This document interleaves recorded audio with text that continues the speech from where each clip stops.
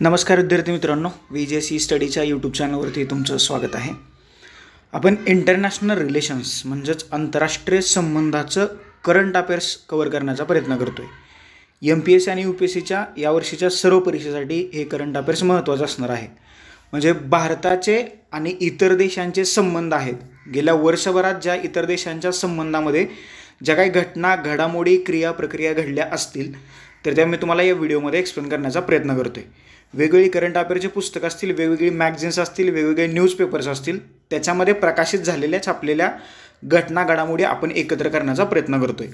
Particular ही जी PDF file आहे तर आपल्या VJC स्टडीच्या टेलिग्राम चॅनलवरती तुम्हाला अवेलेबल करून दिली जाईल.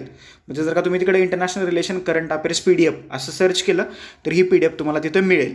ओके. याशिवाय जर काही एक्सप्लेनेशन पाहिजे असेल तुम्हाला तर संपूर्ण हा व्हिडिओ पहा. याच्यामध्ये मी 1 बाय 1 एक्सप्लेन करण्याचा प्रयत्न करणार आहे. पेन आणि पेपर घेऊन बसा नेहमीप्रमाणे. आणि हा व्हिडिओ थोडासा मोठा लेंदी होईल, त्याच्यामुळं जास्त वेळ बसण्याचे पेशन्स थोडेसे ठेवा. आणि आत्ता जी आपली NCERTची सिरीज चालू आहे त्याच्यातले 2 लेक्चर्स अपलोड झालेले आहेत ऑलरेडी. पहिलं प्रकरण आणि दुसरं प्रकरण. लगेच तिसरं, चौथं आणि असे 10 प्रकरण आपण अपलोड करतोय. ओके. त्याच्यामुळं ती लेक्चरसुद्धा थोडीशी मोठी आहेत, परंतु ती व्यवस्थितपणे पाहून घ्या. जर का तुम्ही ती लेक्चर्स व्यवस्थित पाहिले तर तुमचा इयत्ता 11वीचं राजकीय सिद्धांत नावाचं जे NCERT आहे तर ते पूर्णपणे कव्हर होईल याची मी तुम्हाला गॅरंटी देतो. कारण अगदी प्रत्येक ओळीच्या अर्थपूर्ण स्पष्टीकरणासह मराठी भाषेमध्ये पहिल्यांदा NCERT शिकवलं जाते. त्याच्यामुळे प्लेलिस्टमध्ये जाऊन ती NCERTची सिरीजसुद्धा चेक करा. आजचा आपला टॉपिक आहे तर इंटरनॅशनल रिलेशनचं करंट अफेअर्स, आंतरराष्ट्रीय संबंधांच्या चालू घडामोडीचा आज आपण डिस्कशन करणार आहोत.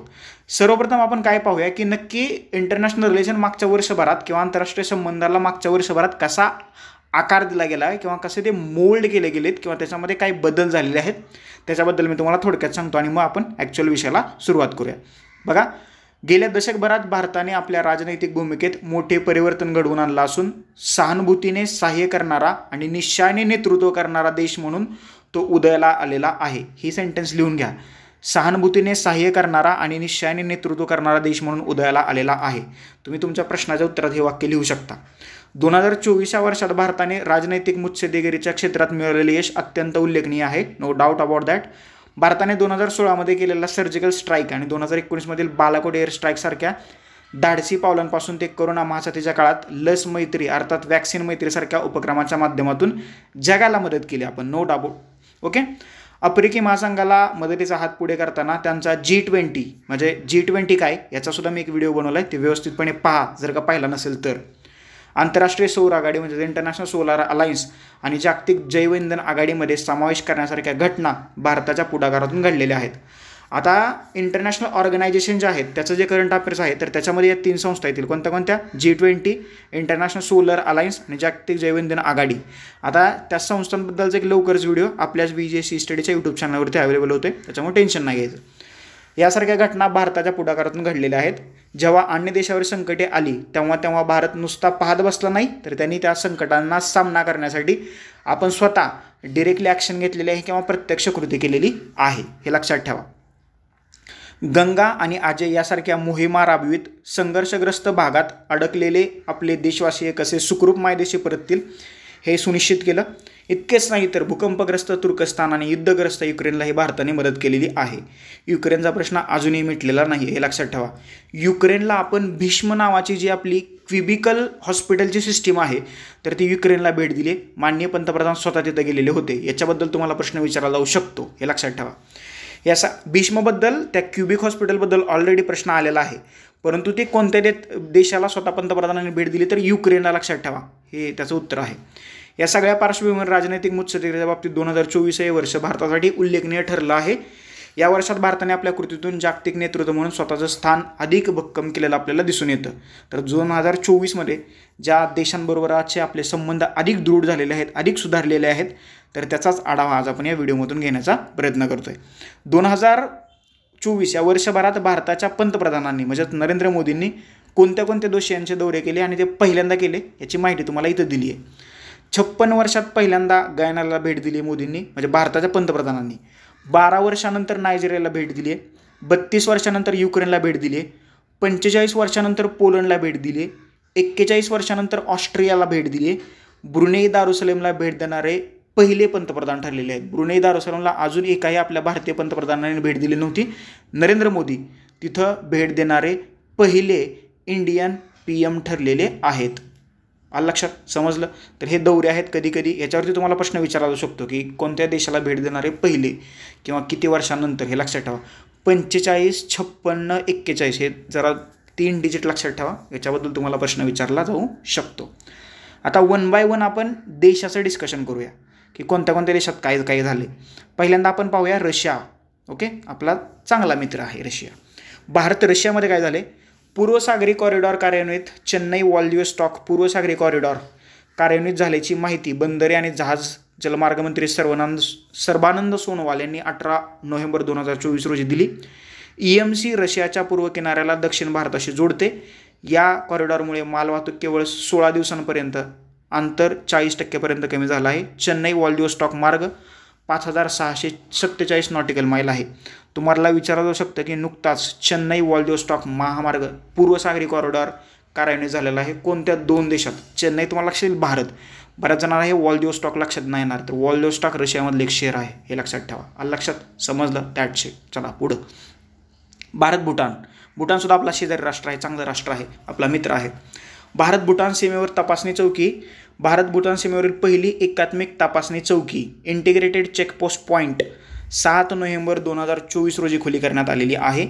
आसाममधील दरांगा इथं आसामचे राज्यपाल लक्ष्मण प्रसाद आचार्य यांनी भूतानचे पंतप्रधान दाशो शेरिंग तोबगे, हे लक्षात ठेवा, हे भूतानचे तत्कालीन पंतप्रधान होते, यांच्या उपस्थितीत या चौकीचं उद्घाटन केलेलं आहे. लँड पोर्ट्स ऑथॉरिटी ऑफ इंडियाने ही चौकी विकसित केलेली आहे. ही चौकी आहे. दुसरा आहे ग्लासंग प्रकल्प. आता तुम्हाला प्रश्न विचारू शकतो की खालीलपैकी कोणत्या देशात ग्लासंग प्रकल्प आहे की ज्याचा भारताशी संबंध आहे? तर भूटानमध्ये आहे. तर या ग्लासंग प्रकल्पात संबंधित पायाभूत सुविधांच्या विकासासाठी भारताने 26 मार्च 2024 रोजी भूतानला 500 कोटी रुपयांचा दुसरा हप्ता, म्हणजे हा दुसरा, याच्या अगोदर आपण मदत दिली आहे, 500 कोटीच दिली आहे. भारत सरकार भूतानला 1500 म्हणजे 1500 कोटी रुपयांचं अर्थसहाय्य देणार आहे. भूतानच्या तरुणांना सक्षम बनवणं आणि देशाच्या भविष्यासाठी मजबूत पाया तयार करणं हे ग्लासंग प्रकल्पाचं उद्दिष्ट आहे. ओके, लक्षात ठेवा, हा काय पाण्याचा किंवा विजेचा प्रकल्प नाही आहे. तर भूतानच्या तरुणांना सक्षम बनवणं आणि देशाच्या भविष्यासाठी मजबूत पाया तयार करणं हे या ग्लासंग प्रकल्पाचं उद्दिष्ट आहे. आणि हा भारत भूटानचा प्रकल्प आहे. या प्रकल्पांतर्गत भारत सरकार भूतानला 1500 कोटी रुपयांची मदत करणार आहे. समजलं? हे झालं भूतानबद्दल. याच्यानंतर भारत पाकिस्तान, आपलं जवळचं राष्ट्र, आपलं पिल्लू, काय म्हणतंय पाहूया. भारत पाकिस्तान. श्री करतारपूर साहेब कॉरिडॉर. भारत आणि पाकिस्तानने 22 ऑक्टोबर 2024 रोजी श्री करतारपूर साहेब कॉरिडॉरवरील कराराची वैधता 5 वर्षांच्या कालावधीसाठी वाढवण्यास सहमती दर्शवलेली आहे. समजलं? आलं लक्षात? हे आहे करतारपूर कॉरिडॉर. 2 देशांमध्ये, भारत आणि पाकिस्तान. दोन्ही देशांदरम्यान स्वाक्षरी करण्यात आलेल्या या करारामुळे भारतातील यात्रेकरूंना करतारपूर साहेब कॉरिडॉरद्वारे पाकिस्तानातील नरोवाल येथील गुरुद्वारा दरबार साहिबा करतारपूरला जाता येतं. म्हणजे भारतातले जे बांधव आहेत आपले, तर त्यांना पाकिस्तानमधल्या त्या दरबार गुरुद्वाराचं दर्शन घेता यावं म्हणून भारत पाकिस्तानमधला एक श्री करतारपूर साहेब कॉरिडॉर आहे. आणि याला पाकिस्ताननं 5 वर्षांची मुदतवाढ दिलेली आहे. नसते तर हम घुसखिल ले लेते. ओके, चला पुढे जाऊया. सिंधू पाणी वाटप करार. भारत आणि पाकिस्तानमध्ये झालेला 1960ला झालेला हा सिंधू जल करार आहे. ओके, 1960च्या सिंधू जल करारांतर्गत चिनाब खोऱ्यातील 2 ऊर्जा प्रकल्पाची पाहणी करण्यासाठी भारत आणि पाकिस्तानचं शिष्टमंडळ काही तटस्थ सदस्यांसह 2024 रोजी जम्मू काश्मीरमध्ये किश्तवाड जिल्ह्यात गेलं. हे काय एवढं महत्त्वाचं नाही आहे. 2019मध्ये जम्मू आणि काश्मीरचा विशेष दर्जा काढून टाकल्यानंतर अशा प्रकारची पहिली भेट आहे, हे लक्षात ठेवा. भारत आणि पाकिस्तानने 9 वर्षांच्या चर्चेनंतर जागतिक बँकेच्या मध्यस्थीने सिंधू जल करारावर स्वाक्षरी केली होती 1960ला. द्राबशल्ला येथील 850 मेगावॅट रतले जलविद्युत प्रकल्प आणि मुरुसुदर नदीवरील 1000 मेगावॅटच्या पाकलदुल प्रकल्पाची येत्या काही दिवसात पाहणी केली जाईल. हे दोन्ही प्रकल्प चिनाब नदीच्या उपनदीवरती आहेत, हे लक्षात ठेवा. रतले आणि मुरुसुदर नदीवरील हे 2 प्रकल्प आहेत, तर ते चिनाब नदीच्या उपनदीवरती आहेत. या करारानुसार रावी, बियास आणि सतलज या 3 पूर्वेकडील नद्यावर भारताचा पूर्ण अधिकार आहे. ओके, म्हणजे सपोज ही जर का मिडल लाईन पकडली भारताची, ह्या ज्या पूर्वेकडे नद्या वाहत आहेत, कुठल्या कुठल्या? बी आणि स, रावीस, बियास आणि सतलज या 3 नद्यांच्या पाण्यावरती भारताचा हक्क आहे. आणि ज्या राहिलेल्या ज्या 3 नद्या आहेत ज्या पश्चिमेकडे वाहतात, सिंधू, झेलम आणि चिनाब या 3 पश्चिम वाहिनी नद्यावरचा पाण्याचा हक्क पाकिस्तानला देण्यात आलेला आहे. आणि हा जो सिंधू जलवाटप पाणी सिंधू जल करार झाला होता त्याच्यामध्ये 6 नद्यांच्या पाण्याचं डिवायडेशन, विभागणी करण्यात आलेली होती. भारताकडे ज्या नद्या येतात त्या कशा लक्षात ठेवायच्या? रावी, पियास आणि सतलज. That's it. एवढं लक्षात ठेवा. राबीस. डॅम्बिस कसं असतं तर तिथं ते रॅबिस तुम्ही लक्षात ठेवायचं. चला पुढे जाऊया. भारत श्रीलंका आपल्या शेजारचा छोटा देश, आपलाच महत्त्वाचा देश. भारत श्रीलंका मैत्री उत्सव. श्रीलंकेतील भारतीय उच्चायुक्त सांस्कृतिक शाखा असलेल्या स्वामी विवेकानंद सांस्कृतिक केंद्राने भारताच्या स्वातंत्र्य दिनाच्या स्मरणार्थ भारत श्रीलंका मैत्री उत्सवाचं आयोजन केलं आहे. ओके, हे तुम्ही लिहू शकता डिस्क्रिप्टिव्हमध्ये. भारताच्या मदतीने श्रीलंकेत ऊर्जा प्रकल्प सुरू करण्यात आलेले आहेत. उत्तर जाफनाजवळील डेल्फ्ट, नैनातिऊ, अनलाईतिऊ या 3 श्रीलंकन बेटावरील संकरित ऊर्जा प्रकल्पासाठी पहिलं पेमेंट सुपूर्द केले कुणी? भारताने. हे प्रकल्प 11 दशलक्ष डॉलरच्या भारतीय अनुदान सहाय्यांतर्गत राबवण्यात येणार आहेत. म्हणजे भारतामध्ये आपण 3 प्रकल्प उभा करतोय. ऊर्जा प्रकल्प त्याला भारताने मदत केली श्रीलंकेत. Sri Lanka India friendship arc plant for mother मोहिमेचा एक भाग म्हणून 8 ऑगस्ट 2024 रोजी श्रीलंका भारत मैत्री कमानचे उद्घाटन करण्यात आलं. श्रीलंकाच्या संसदेचे अध्यक्ष महिंदा यापा अबेवर्धने आणि श्रीलंकेतील भारतीय उच्चायुक्त संतोष झा यांनी संयुक्तपणे श्री जयवर्धनपुरा कोट्टे येथील राष्ट्रीय चंदन उद्यानात श्रीलंका इंडिया फ्रेंडशिप आर्क म्हणजे काय असतं? कमान. हे लक्षात ठेवा. आर्क म्हणजे कमान, नाही तर तुम्ही म्हणाला वेगळं काहीतरी. तर हे श्रीलंका इंडिया फ्रेंडशिप आर्क ही श्रीलंकेत उभारलेली आहे. प्लांट फॉर मदर मोहीम. आता हे तुम्हाला विचारलं जाऊ शकतं, प्लांट फॉर मदर मोहीम कुठल्या 2 देशाशी संदर्भात आहे? तर ती भारत आणि श्रीलंका. लक्षात ठेवा. ही PDF तुम्हाला फक्त करंट अफेअर्सला नाही उपयोगी पडणार, तर मेन्सच्या ज्यावेळेस तुम्ही आन्सर लिहिल ना त्यावेळेस सुद्धा तुम्हाला ही PDF उपयोगी पडणार आहे. भारत युक्रेन. सध्या युक्रेन संकटात आहे. तिथं आपण काय केले पहा.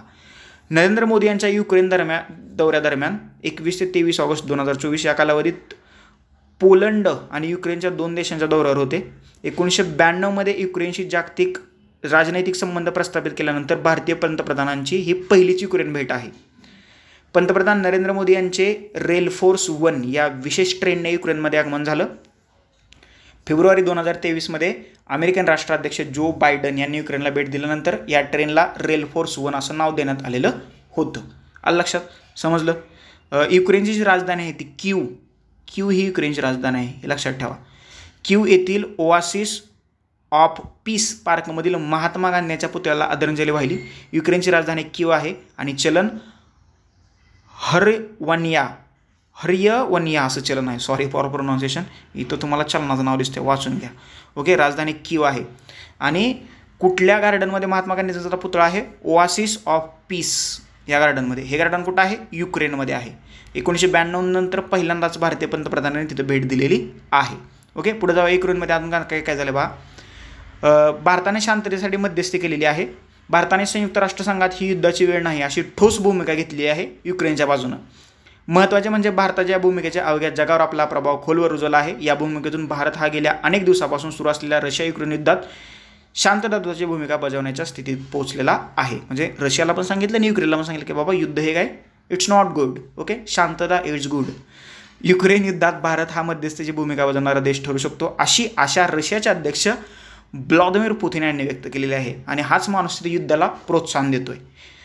पोलंडचे पंतप्रधान डोनाल्ड टस्क यांनी देखील तसंच वाटलेलं आहे. इटलीच्या पंतप्रधान जॉर्ज मेलोनी यांनी देखील युक्रेन वादावर भारताच्या मध्यस्थीने तोडगा निघू शकतो असं जाहीरपणे सांगितलेलं आहे. नरेंद्र मोदींची तिथं वाहवा झालेली आहे. रशियाला वाटतंय, पोलंडला वाटतंय, इटलीला पण वाटतंय की युक्रेन आणि रशिया जे युद्ध चाललंय तर त्याच्यात देवदूत किंवा शांततादूताची भूमिका भारत पार पाडू शकतो. पापानी वार रुकवाई. ओके, आता त्याच्याबद्दल जास्त नाही बोलत, हे लक्षात आलं मग सांगतोय. भारत ऑस्ट्रेलिया मैत्री अनुदान. ऑस्ट्रेलियन सरकारने मैत्री संशोधन आणि सांस्कृतिक भागीदारी अनुदान, Maitri research and cultural partnership grants प्राप्तकर्त्याची घोषणा केली आहे. ऑस्ट्रेलिया आणि भारत यांच्यातील सहयोग आणि देवाणघेवाण वाढवण्याच्या उद्देशाने हा कार्यक्रम सुरू करण्यात आलेला आहे. भारत ऑस्ट्रेलिया जर काय संबंधाबद्दल प्रश्न आला तर हे तुम्ही तिथं लिहायला पाहिजे. ह्या 2 देशांचा मिळून हा प्रोजेक्ट सुरू केलेला आहे. भारतासोबतचे संबंध अधिक घट्ट करण्यासाठी आणि आपल्या दोन्ही देशांमधील जवळच्या सहकार्याला अनुमती देण्यासाठी ऑस्ट्रेलिया भारत संबंध केंद्राकडून मैत्री अनुदानाचं प्रशासन केलं जातं. ओके. भारत ऑस्ट्रेलिया भागीदारी कशासाठी? लिथियम, कोबाल्ट यासारख्या महत्त्वपूर्ण दुर्मिळ खनिजांचा पुरवठा करून स्वच्छ ऊर्जेकडे भारताच्या संक्रमणास मदत करण्यास ऑस्ट्रेलिया महत्त्वपूर्ण भूमिका बजावत आहे. या भागीदारीमध्ये Australia Bharat critical minerals research हबचा समावेश आहे.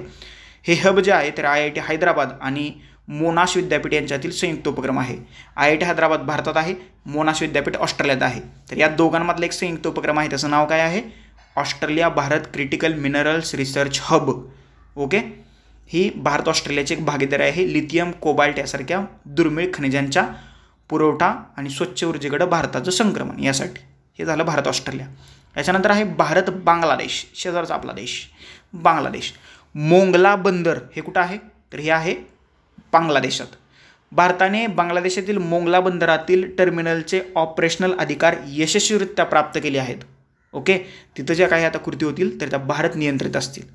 मोंगला हे बांगलादेशमधील दुसरे सर्वात मोठे बंदर आहे. इंडियन पोर्ट ग्लोबल लिमिटेड या टर्मिनलचे व्यवस्थापन करेल. यामुळे भारताची प्रादेशिक उपस्थिती आणि सुरक्षा वाढेल. आलं लक्षात? समजलं? पुढे जाऊया. आता बांगलादेशमध्ये अजून काय काय केले? बांगलादेश नागरिकांसाठी ई-मेडिकल विजा वैद्यकीय उपचारांसाठी भारतात येणाऱ्या बांगलादेशी नागरिकांना ई-मेडिकल व्हिसा सुविधा पुरवली जाणार आहे, अशी घोषणा नरेंद्र मोदींनी केली जून 2024मध्ये. या व्यतिरिक्त भारत देशाच्या वायव्य भागातील लोकांसाठी सेवा सुलभ करण्यासाठी बांगलादेशातील रंगपूर इथं नवीन वाणिज्य दूतावाससुद्धा सुरू करणार आहे. कोण करणार आहे? भारत करणार आहे. कुठं? बांगलादेशातील रंगपूर इथं. Okay. Bharat Bangladesh friendship pipeline. भारताचे पंतप्रधान नरेंद्र मोदी यांनी बांगलादेशच्या तत्कालीन पंतप्रधान, आत्ता त्या नाही आहेत, शेख हसीना यांच्या हस्ते भारत बांगलादेश फ्रेंडशिप पाईपलाईनचं उद्घाटन 18 मार्च 2023 रोजी केलेलं आहे. ही पाईपलाईन जी आहे तर 131.5 किलोमीटर लांब असून तिच्या उभारणीसाठी 377 कोटी रुपये एवढा खर्च आलेला आहे. आसाममधील नुमलीगड येथून ती उत्तर बांगलादेशात जाते. म्हणजे बघा, जर का तुम्हाला विचारलं भारत बांगलादेश पाईपलाईन कुठून कुठे जाणार आहे तर ती आसाममधील नुमलीगड येथून उत्तर बांगलादेशात जाणार आहे. लक्षात ठेवा. समजलं? पुढं भारत नेपाळ. आता यांच्यात काय झाले पाहूया. भारत नेपाळ. कालापानी लिम्पियाधुरा लिपुलेख. नेपाळने 3 मे 2024 रोजी लिपुलेख, लिम्पियाधुरा आणि कालापानी या वादग्रस्त प्रदेशांना दर्शवणाऱ्या नकाशासह 100 रुपयांची नवीन नोट छापण्याची घोषणा केली आहे. सध्या भारत आणि नेपाळमध्ये, भारत, नेपाळ आणि चीन दरम्यान कालापानी, लिम्पियाधुरा, लिपुलेख या ट्रायजंक्शनवरून सीमा विवाद आहे. कालापानी हे तुम्ही ऐकलं असेल. म्हणजे कालापानी म्हणजे ती सावरकरांना शिक्षा दिली होती ती नाही. कालापानी ही हा एक ट्रायंगल आहे. कालापानी, लिम्पियाधुरा आणि लिपुलेख. ओके. तर या नदीच्या पाण्यावरून, म्हणजे तिथे एक नदी वाहते, तर त्या नदीच्या पाण्यावरून हा वाद सध्या सुरू आहे या ट्रायजंक्शनवरून. भारत, चीन आणि Nepal. Bharat Nepal cross border railway कधी सुरू केली आहे? 28 मे 2023 रोजी. कुणी? नरेंद्र मोदी आणि नेपाळचे पंतप्रधान शेर बहादूर देवबा. ही बिहारमधील जयनगर ते नेपाळमधील कुर्थाला जोडणाऱ्या 35 किलोमीटर लांबीची क्रॉस बॉर्डर रेल्वे आहे. म्हणजे या देशातून त्या देशात जाणार आहे, म्हणजे बॉर्डर क्रॉस करणार आहे. ह्या दोन्ही देशांमधील हा पहिला ब्रॉडगेज प्रवासी रेल्वे दुवा आहे. 548 कोटी रुपये खर्च केलेत. आलं लक्षात? आणि नेपाळमधील बर्दिबासपर्यंत त्याचा विस्तार होईल. म्हणजे बिहारमधील जयनगर ते नेपाळमधील कुर्थाला आणि ते परत नेपाळमध्ये वाढवणार आहेत. आलं लक्षात? समजलं? नेपाळ असा एकमेव देश आहे की ज्या देशाच्या संविधान निर्मितीत भारत डायरेक्ट हस्तक्षेप करतोय. आत्तापर्यंत 7-8 वेळा नेपाळचं संविधान लिहिलं आहे आणि त्याच्यामध्ये प्रत्येक वेळेला भारताचा रोल खूप महत्त्वाचा राहिलेला आहे. IR शिकवताना मी तुम्हाला सांगेनच. त्याच्यामुळं भारताच्या दृष्टीने नेपाळ खूप महत्त्वाचा आहे. असाही नेपाळ लँडलॉक कंट्री आहे. नेपाळच्या चारी बाजूनी जमीन आहे, त्यांना मार्ग नाही आहे. भारताने जवळजवळ नेपाळला 360 अंशात अडकून टाकले असं मग आपण म्हणू शकतो. कारण जर काही एखाद्या देशाच्या संविधान निर्मितीत आपण डायरेक्ट हस्तक्षेप करत असेल तर त्या देशावरती भारताचा प्रभाव किती असेल ही गोष्ट लक्षात ठेवा. आता तो थोडा नेपाळ चीनकडे सरकायला लागला आहे कारण आपण काही गोष्टी कधी जास्तच करतो. म्हणजे एखाद्या जर का गोष्ट, म्हणजे ही भारतीयांची सवय आहे, एखादी गोष्ट जर का आपण सहन करत असेल तर त्याच्यावर आपण अजून लादायचा प्रयत्न करतो. तर असं नाही केलं पाहिजे. कधी त्याचा उद्रेकही होऊ शकतो. लक्षात पर्सनल घेऊ नका, मी असंच बोलतोय. भारत अमेरिका महासत्ता, सो कॉल्ड अमेरिका महासत्ता आहे. भारत अमेरिका सांस्कृतिक संपत्ती करार झाला आहे. कधी झाला आहे? 26 जुलै 2024 रोजी.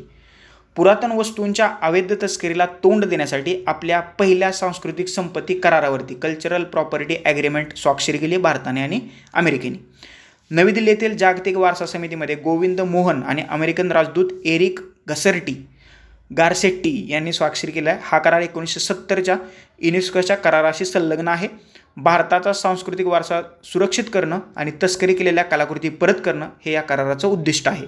तुम्हाला प्रश्न असा विचारला जाऊ शकतो की नुकत्याच कोणत्या 2 देशांनी सांस्कृतिक संपत्ती करारावरती सह्या केल्यात, भारत आणि अमेरिका. किंवा असाही प्रश्न विचारला जाऊ शकतो की नुकताच भारताने सांस्कृतिक संपत्ती करार कोणत्या देशाबरोबर केला आहे, अमेरिकेबरोबर. ह्याचा उद्दिष्ट काय आहे तर भारताचा सांस्कृतिक वारसा सुरक्षित करणं आणि तस्करी केलेल्या कलाकृती परत आणणं. आलं लक्षात, समजलं, दॅट्स इट. भारत अमेरिकेत नवीन वाणिज्यदूत बोस्टन आणि लॉस एंजलिस इथं निर्माण करत आहे. त्याचं उद्घाटन जे आहे तर नरेंद्र मोदींनी केलेलं आहे. आलं लक्षात, एवढं काय महत्त्वाचं नाही आहे. याशिवाय भारतीय दूतावास वॉशिंग्टन DC इथं आहे आणि न्यूयॉर्क शहरात संयुक्त राष्ट्रांमध्ये भारताचे स्थायी मिशनसुद्धा आहे. पुढे जाऊया अमेरिकेच्या बाबतीत. Bharat America electronics task force. पुढील दशकात भारत आणि अमेरिकेतील व्यापार $100 अब्ज पर्यंत वाढवण्यासाठी भारत अमेरिका इलेक्ट्रॉनिक टास्क फोर्सची स्थापना करण्यात आलेली आहे. इंडिया सेल्युलर अँड इलेक्ट्रॉनिक्स असोसिएशनने 31 ऑगस्ट 2023 रोजी माहिती दिली आहे. समजलं, हे काय एवढं महत्त्वाचं नाही कारण थोडंसं जुनं आहे, पण लक्षात ठेवा हे व्यापार वाढवण्यासाठी भारत अमेरिका इलेक्ट्रॉनिक टास्क फोर्सची स्थापना करण्यात आलेली आहे. याच्यानंतर Bharat UAE United Arab emirates, बरोबर ना, बरोबर आहे. ऊर्जा क्षेत्रातील सहकार्य वाढवण्यासाठी भारत आणि संयुक्त अरब अमिराती यांनी 9 सप्टेंबर 2024 रोजी 4 करारावरती सह्या केल्या आहेत. कोणते कोणते? अबुधाबी नॅशनल ऑइल कंपनी आणि इंडियन ऑइल कॉर्पोरेशन यांच्यात दीर्घकाळ LNG पुरवठ्यासाठीचा करार. ॲडनोवाक आणि India strategic petroleum reserve limited यांच्यात करार. एमिरेट्स न्यूक्लिअर एनर्जी कंपनी आणि nuclear power corporation of India limited यांच्यात बारकाह अणुऊर्जा प्रकल्पाचे संचलन आणि देखभालीसाठीचा करार. ऊर्जा भारत आणि ॲडनॉक यांच्यात अबुधाबी ऑनशोर ब्लॉक 1 साठी उत्पादन सवलतीबाबत करार. याशिवाय भारतात फूड पार्क उभारण्यासाठी गुजरात सरकार आणि Abu Dhabi development holding company PJSC यांच्यात स्वतंत्र करार करण्यात आलेला आहे, हे लक्षात ठेवा. याशिवाय दोन्ही देशांनी फेब्रुवारी 2022 मध्ये एकात्मिक आर्थिक भागीदारी करार CEPA आणि जुलै 2023 मध्ये लोकल करन्सी सेटलमेंट करार, हे 2 करार लक्षात ठेवा. UPSC MPSC कशावरही प्रश्न विचारू शकते. हे करार लक्षात ठेवा. लोकल करन्सी सेटलमेंट करार कोणत्या 2 देशात झाला आहे? भारत आणि UAE. याशिवाय भारत UAE दरम्यान फूड कॉरिडॉर, फूड पार्कसाठी फूड प्रोसेसिंग आणि लॉजिस्टिकमध्ये अंदाजे $2 अब्ज प्रारंभिक गुंतवणुकीसह भारत संयुक्त अरब अमिरातीमध्ये फूड कॉरिडॉर तयार करण्यात आलेला आहे. हे काय एवढं महत्त्वाचं नाही. याशिवाय अहलन मोदी, अहलनचा अर्थ काय आहे? नमस्ते, बरोबर ना, नमस्ते, बरोबर. अहलन मोदी कार्यक्रम 13 फेब्रुवारी 2024 रोजी अबुधाबी म्हणजे संयुक्त अरब अमिराती इथं झायद, हे लक्षात ठेवा, झायद स्पोर्ट्स स्टेडियममध्ये अहलन मोदी हा कार्यक्रम झाला. मोदी यांनी भारतीय वंशाच्या नागरिकांना संबोधित केलं. अहलन या अरबी शब्दाचा मराठी अर्थ आहे, म्हणजे अरबी शब्दाचा अर्थ आहे नमस्ते, हे लक्षात ठेवा. अबुधाबीमध्ये UAE झायद स्पोर्ट्स स्टेडियममध्ये हा पार पडलेला आहे. त्याच्यानंतर सध्यात जास्त जो देश चर्चेत आहे तो म्हणजे मालदीव. म्हणजे असं पहिल्यांदा झाले की एका देशाच्या म्हणजे भारताच्या पंतप्रधानानं भारताच्याच किनाऱ्यावर खुर्ची टाकून बसल्यामुळं दुसऱ्या देशाची अर्थव्यवस्था GDP हल्ली आहे. हे जगात पहिलंच उदाहरण आहे. म्हणजे कुठल्या तर कारणासाठी जर का मोदींना ग्रेट म्हणायचं असेल तर त्याच्या पाठीमागचं हे कारण असू शकतं. म्हणजे पंतप्रधान आपला, देश आपला, ज्या किनाऱ्यावरती पंतप्रधान खुर्ची टाकून बसले तो किनारा आपला, परंतु GDP कमी कोणाचा झाला आहे? मालदीवचा. ह्याला म्हणायचं सॉफ्ट पॉवर. आलं लक्षात. मालदीवची जी अर्थव्यवस्था आहे तर ती पूर्णपणे पर्यटन या क्षेत्रावरती आधारित आहे आणि तो एक मुस्लिम बहुल देश आहे आणि मालदीवला जाणाऱ्या भारतीय पर्यटकांची संख्या खूप जास्त आहे. त्याच्यामुळं गेले तिकडं लक्षद्वीप, अंदमान निकोबारकडं भारतीय पंतप्रधान टाकली खुर्ची तिकडं पर्यटक जायचे बंद झाले, लोक तिकडे गेली. आलं लक्षात, समजलं. त्याच्यामुळे मोदींना ग्रेट म्हणण्याचे 1-2 कारणापैकी एक कारण मला वाटते.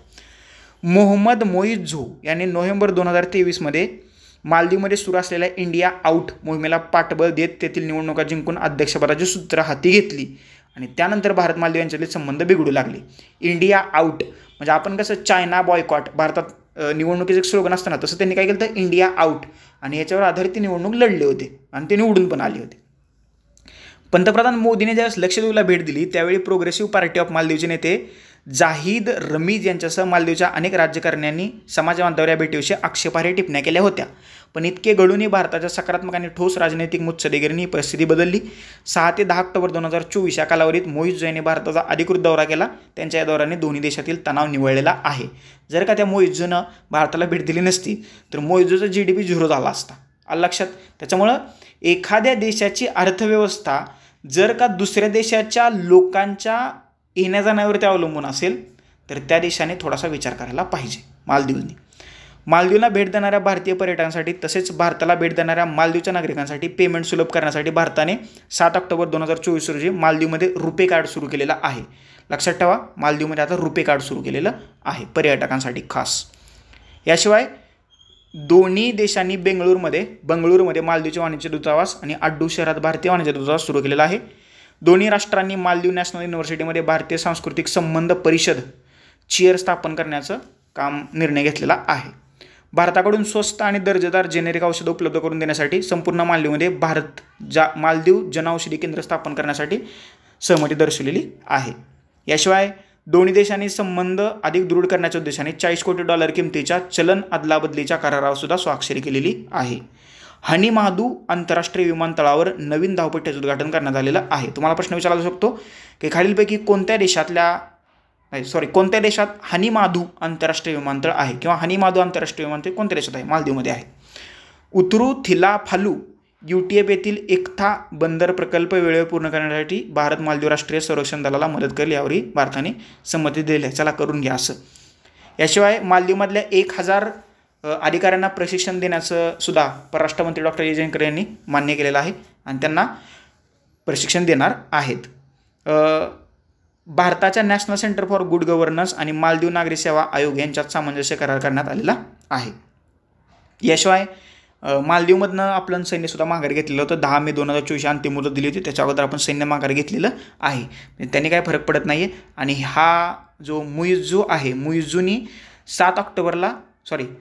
6 ते 10 ऑक्टोबरला भारताचा दौरा केलेला आहे आणि आपण सैन्य त्यांनी सांगितल्याप्रमाणे कधी माघार घेतलेला आहे 10 मे 2024 पर्यंतच. समजलं? लक्षात. आता हे थोडं आहे. भारत आणि तुर्की यांच्यातील संबंध मजबूत करण्याच्या उद्देशाने 16 ऑक्टोबर 2024 रोजी हैदराबादमध्ये इंडो तुर्की फ्रेंडशिप असोसिएशनची स्थापना करण्यात आलेली आहे. लक्षात. अर्थव्यवस्था, व्यापार, संस्कृती, पर्यटन, विज्ञान, तंत्रज्ञान आणि शिक्षण क्षेत्रात सहकार्य वाढवणं हे या संघटनेचं उद्दिष्ट आहे. भारत तुर्की. याच्यानंतर भारत आणि कोलंबिया यांनी 15 ऑक्टोबर 2024 रोजी दृकश्राव्य सहनिर्मिती करारावरती स्वाक्षरी केली.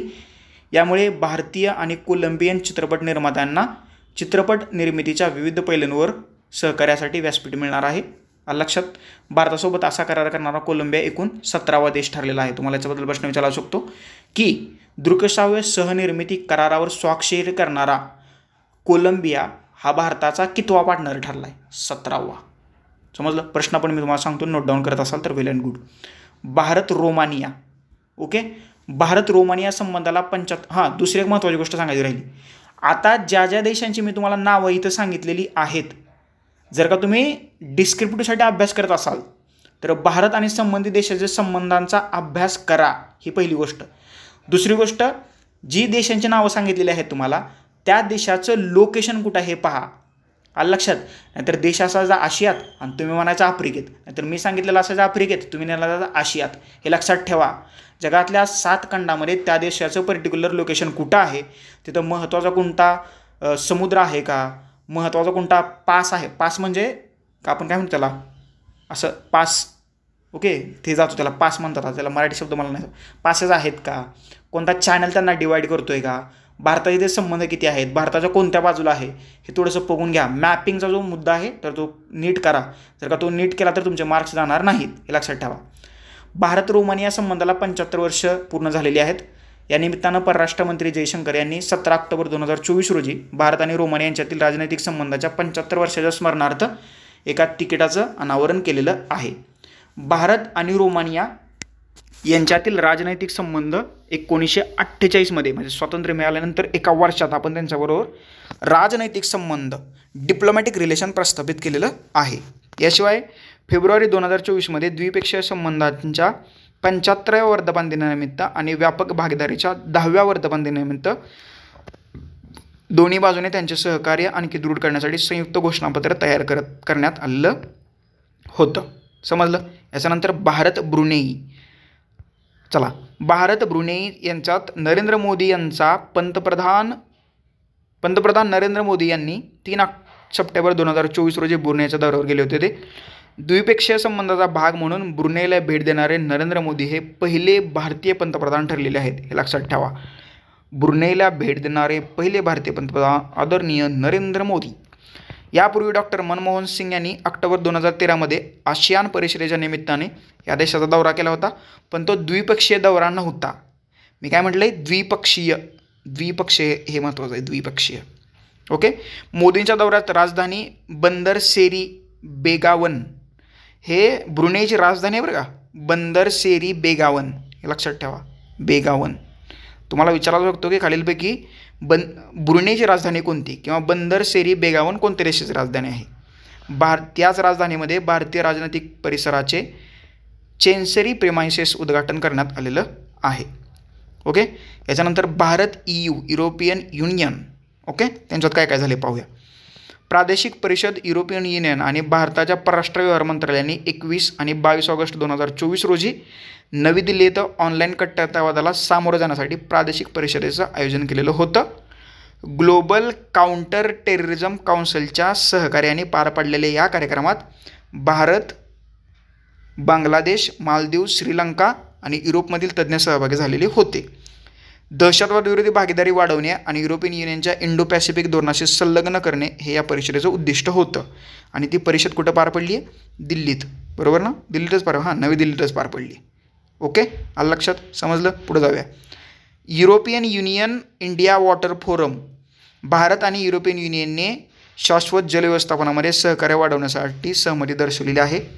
दिल्ली येथे भारतीय जल सप्ताहानिमित्त 6व्या युरोपियन युनियन इंडिया वॉटर फोरमचं आयोजन करण्यात आलं होतं. 2016मध्ये भारत आणि युरोपियन युनियन जल भागीदारी स्थापन करण्यात आलेली आहे. हे लक्षात ठेवा. 2016मध्ये जल व्यवस्थापनामध्ये तांत्रिक, वैज्ञानिक आणि धोरणात्मक आराखडा वाढवणं हे भागीदारीचे उद्दिष्ट आहे. ओके. समजलं. इंडिया युरोपियन युनियन जल भागीदारी अंतर्गत युरोपियन युनियन आणि भारत तापी आणि रामगंगा नदीखोऱ्यांमधील नदी व्यवस्थापनावर सहकार्य करत आहेत किंवा त्याच्यावर ते दोघं मिळून काम करत आहेत. कुठल्या? भारतातील तापी आणि रामगंगा. ओके. युरोपियन युनियन आणि भारत संयुक्तपणे या 2 नदीखोऱ्यातील जलव्यवस्थापनावरती काम करतो आहे. ओके. समजलं. 2016ला ही जलभागीदारी झाली होती. याच्यानंतर भारत न्यूझीलंड. न्यूझीलंडमध्ये भारतीय वाणिज्य दूतावास न्यूझीलंडबरोबरील राजनैतिक संबंध दृढ करण्यासाठी आणि तेथील भारतीयांच्या मदतीसाठी भारत ऑकलँड इथं दूतावास सुरू करतो आहे. सध्या ऑकलँडमध्ये भारताचे मानद वाणिज्य दूत आहेत. न्यूझीलंडमधील भारतीय उच्च आयुक्तालय वेलिंग्टन येत आहे. ओके. ऑकलँडमध्ये आपण वाणिज्य दूत सुरू करतो आहे. याच्यानंतर भारत झांबिया. भारत आणि झांबिया यांनी 9 ऑगस्ट 2024 रोजी लुसाका इथं 4थी परराष्ट्र कार्यालय सल्लामसलत आयोजित केली होती. द्विपक्षीय संबंधांना बळकट करणे आणि सहकार्याचे नवीन क्षेत्र शोधणे हा या बैठकीचा उद्देश आहे. समजलं. Bharat Zambia. Bharat Saudi Arabia. Bharat Saudi Arabia उच्चस्तरीय टास्क फोर्सची स्थापना करण्यात आली. 28 जुलै 2023 रोजी व्हर्च्युअल कॉन्फरन्सद्वारे गुंतवणुकीवरील भारत सौदी अरेबिया उच्चस्तरीय टास्क फोर्सची पहिली बैठक घेतली गेली. कधी? जुलै 2024मध्ये. आलं लक्षात. पुढं भारताचे पंतप्रधानाचे प्रधान सचिव डॉक्टर PK मिश्रा आणि सौदीचे ऊर्जा मंत्री प्रिन्स अब्दुल्लाजीज बिन सलमान बिन अब्दुल अजीज अल सौद हे त्यांचं नाव आहे. प्रिन्स हे एवढं लांबचं नाव नसतं. यांनी या बैठकीचे सहअध्यक्षस्थान भूषवलेलं होतं. Bharat Saudi Arabia. Bharat UK यांच्यात काय काय झाले ते पाहूया. भारत UK तंत्रज्ञान सुरक्षा उपक्रम.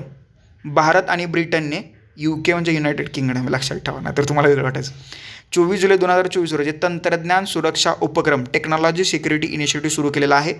दूरसंचार सुरक्षा सुनिश्चित करणं आणि महत्त्वपूर्ण खनिजे, सेमीकंडक्टर, कृत्रिम बुद्धिमत्ता, क्वांटम कम्प्युटिंग आणि आरोग्य तंत्रज्ञान यासारख्या महत्त्वाच्या क्षेत्रामध्ये सहयोग सुनिश्चित करणं हा या उपक्रमाचा उद्देश आहे. कोणत्या कोणत्या देशाचा? भारत आणि ब्रिटन. नाव काय आहे? तंत्रज्ञान सुरक्षा उपक्रम, टेक्नॉलॉजी सिक्युरिटी इनिशिएटिव्ह सुरू केला आहे. तुम्हाला प्रश्न विचारला जाऊ शकतो, कुठे गेलं? खनिजे, सेमीकंडक्टर, कृत्रिम बुद्धिमत्ता, क्वांटम कम्प्युटिंग, आरोग्य तंत्रज्ञान यासारख्या महत्त्वाच्या क्षेत्रामध्ये सहयोग सुनिश्चित करण्यासाठी खालीलपैकी कोणत्या 2 देशांनी मिळून तंत्रज्ञान सुरक्षा उपक्रम that is technology security initiative सुरू केला आहे? भारत आणि UK किंवा भारत आणि ब्रिटन. आलं लक्षात? समजलं? That's it. चला आता पुढं. भारत मॉरिशस. आता मॉरिशसमध्ये काय केलं बघा, मैत्री उद्यानाची स्थापना केली आहे. ओके. पोर्ट लुईस येथील भारत मॉरिशस मैत्री उद्यानाचं उद्घाटन कोणी केले? एस जयशंकर यांनी. आणि त्यांची पुनर्नियुक्ती झाल्यानंतर जयशंकर यांचा पहिला द्विपक्षीय दौरा होता मॉरिशसला. याच्यानंतर हा थोडासा वेगळा विषय आहे. मार्शल आयलँडसोबत करार. भारताने 15 जुलै 2024 रोजी 4 समुदाय विकास प्रकल्पांसाठी वार्षिक अनुदान देण्यासाठी मार्शल आयलँडसोबत करार केला. टोकियो येथील भारतीय दूतावासात जपानमधील भारताचे राजदूत CB जॉर्ज आणि मार्शल बेटांचे परराष्ट्र मंत्री कलानी कानेको यांनी सामंजस्य. हे मार्शल बेट आहेत, जपानच्या आसपास असणारे बेट आहेत. हे चुकून मॉरिशसमध्ये गेले, एवढं तुम्ही सांभाळून घ्या. या करारामुळे, मार्शल आयलँडसोबतच्या करारामुळे सामंजस्य आयलुक एटोलमधील सामुदायिक क्रीडा केंद्र, मेजित बेटावरील विमानतळ टर्मिनल आणि आर्को आणि ओतजे एटोल्स येथील सामुदायिक केंद्राची अंमलबजावणी करणे शक्य होणार आहे किंवा शक्य होईल. आलं लक्षात? समजलं? मार्शल आयलँड्स कुठं आहे त्याचं जरा एकदा लोकेशन पाहून घ्या. भारत आणि म्यानमार. सितवे बंदर कुठं आहे? हे म्यानमारमध्ये आहे. सितवे बंदर चालवण्याचा अधिकार भारताला म्यानमारमधील सितवे बंदर चालवण्याचे अधिकार मिळालेले आहेत. परराष्ट्र मंत्रालयाने म्यानमारच्या रखाइन प्रांतात कलादान नदीवर असलेल्या संपूर्ण बंदराचं कामकाज ताब्यात घेण्यासाठी इंडिया पोर्ट्स ग्लोबलच्या प्रस्तावाला मंजुरी दिली आहे. आता तुम्हाला विचारू शकतो, एकतर सितवे बंदर कोणत्या देशात आहे? हा कोणत्या 2 देशामधला प्रोजेक्ट आहे? म्हणजे तो म्यानमारमध्ये आहे पण भारत त्याला सहकार्य करते, लक्षात ठेवा. Kaladan multi modal transit transport प्रोजेक्टचा हा एक महत्त्वाचा टप्पा आहे, हे सुद्धा लक्षात ठेवा. सितवे बंदर आलं लक्षात? म्यानमारमध्ये आहे. याच्यानंतर एकच मिनिट हां बरोबर, थोडंच राहिले, संपला. भारत ऑस्ट्रेलिया. ब्रिस्बेनमध्ये आपण दूतावास सुरू केले, हे काय वेगळे सांगायची गरज नाही. भारत झांबियामध्ये काय झाले पाहूया. भारत झांबिया सहकार्य. भारत आणि झांबिया यांनी 20 ऑक्टोबर 2023 रोजी झांबियामध्ये लहान शस्त्र, दारुगोळा आणि इतर संरक्षण उपक्रमांच्या निर्मितीमध्ये सहकार्याचा संधी शोधण्याचं मान्य केले. संरक्षण सचिव गिरीधर अरमाने आणि भारत भेटीवर आलेले झांबियाचे संरक्षण सचिव नॉर्मन चिपाकू हे खरंच नाव आहे त्यांचं, यांच्यात द्विपक्षीय निर्णय घेण्यात आलेला आहे. 2019मध्ये दोन्ही देशांदरम्यान स्वाक्षरी करण्यात आलेला संरक्षण सहकार्यावरील सामंजस्य करार संरक्षणाच्या विविध क्षेत्रात सहकार्यासाठी एक आराखडा प्रदान करतो. Okay, that's it. शेवटचा देश आहे दक्षिण कोरिया. उत्तर कोरियाबद्दल आपले काही संबंध नाही आहेत बघा. दक्षिण कोरियात काय केले? भारत आणि दक्षिण कोरियाच्या डिप्लोमॅटिक रिलेशनला, राजनैतिक संबंधांना 50 वर्ष पूर्ण झालेली आहेत. 1973मध्ये दोन्ही देशांमधील राजनैतिक संबंध औपचारिकपणे प्रस्थापित झाले होते. 2 देशांनी 2010मध्ये स्ट्रॅटेजिक पार्टनरशिप स्थापन केली, जी 2015मध्ये नरेंद्र मोदींच्या दक्षिण कोरिया भेटीदरम्यान विशेष धोरणात्मक भागीदारीमध्ये सुधारित करण्यात आलेली आहे. याच्यावरती प्रश्न विचारू शकतो, खालीलपैकी कोणत्या देशांच्या राजनैतिक संबंधांना भारताबरोबरच्या 50 वर्ष पूर्ण झालेली आहेत? भारत आणि दक्षिण कोरिया. तर हे होतं या वर्षभरातील भारताचे इतर देशांसोबतचे संबंध. तर हे सगळे संबंध मी तुम्हाला एकाच ठिकाणी उपलब्ध करून देण्याचा प्रयत्न केलेला आहे. लक्षात? समजलं? याशिवाय MPSC आणि UPSC 2025ची जर का तुम्ही तयारी करत असाल तर अधिकारी आणि महाराष्ट्रातील तज्ज्ञ फॅकल्टीचं मार्गदर्शन, बदललेल्या अभ्यासक्रमावर आधारित परीक्षाभिमुख परिपूर्ण तयारीसाठी अगदी फ्री, मोफत, फुकट वन स्टॉप सोल्युशन म्हणजे आपला VJS E-स्टडी नावाचा आपला ऑनलाईन लर्निंग प्लॅटफॉर्म. तर VJS E-स्टडी सध्या यूट्यूब, इंस्टाग्राम, टेलिग्राम, फेसबुक आणि व्हॉट्सअप या माध्यमातून तुमच्यासाठी उपलब्ध आहे. या 5 सोशल मीडियाच्या लिंक्स तुम्हाला खाली डिस्क्रिप्शन बॉक्समध्ये दिलेल्या आहेत. त्या लिंकवरती क्लिक करा आणि VJS E-स्टडी या ऑनलाईन लर्निंग प्लॅटफॉर्मबरोबर जॉईन व्हा. व्हिडिओ कसा वाटला नक्की मला खाली कमेंट बॉक्समध्ये कमेंट करून सांगा. याशिवाय काही डाऊट, क्वेरीज, क्वेश्चन, सजेशन असतील ते माझ्यापर्यंत शेअर करा. आवडलं असेल तर लाईक करा, जास्तीत जास्त लोकांपर्यंत शेअर करा. प्री आणि मेन्स ओरिएंटेड हा महत्त्वाचा व्हिडिओ आहे, तुम्हाला नक्कीच हा फायदेशीर ठरेल.